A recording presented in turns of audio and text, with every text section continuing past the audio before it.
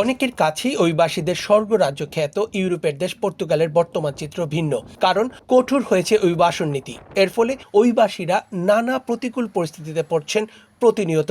বিশেষ করে 2025 সালের ডিসেম্বরের শেষের দিকে পর্তুগিজ নাগরিকত্ব আইনে একটি বড় সংস্কার সংসদ কর্তৃক অনুমোদিত হয়েছে, যা পূর্ণ বাস্তবায়নের অপেক্ষায় রয়েছে।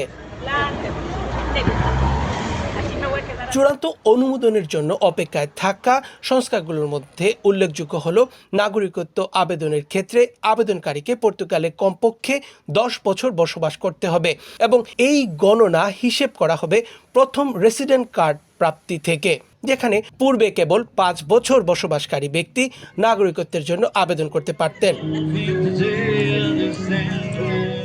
এছাড়াও নাগরিকত্ব আবেদনের জন্য ইন্টিগ্রেশনের বাধ্যবাধকতা উল্লেখ করা হয়েছে।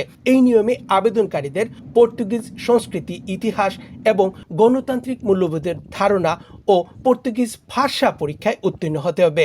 অভিবাসীদের সন্তানদের নাগরিকত্বেও কঠোর বিধান রাখা হয়েছে। এই সংস্কারে বলা হয়েছে, পর্তুগালে জন্মগ্রহণকারী অভিবাসী শিশুরা কেবল তখনই জাতীয়তার জন্য যোগ্য হবে যদি তাদের মা অথবা বাবার একজন আইনত বৈধভাবে কমপক্ষে 3 বছর পর্তুগালে বসবাস করে থাকেন, যেখানে পূর্বে এরকম বাধ্যবাধকতা অনেক শিথিল ছিল।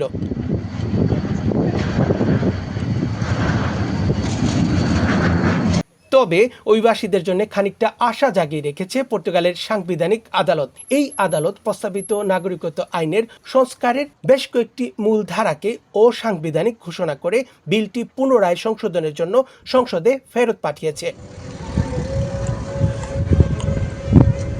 এখন সার্বিক পরিস্থিতি ও মানবিক দিক বিবেচনা করে অভিবাসীদের পক্ষে সাবেক নাগরিকত্ব আইন ও অভিবাসী বান্ধব নীতি বহাল থাকবে দেশটিতে, এমনটাই প্রত্যাশা করছেন সংশ্লিষ্ট সবাই।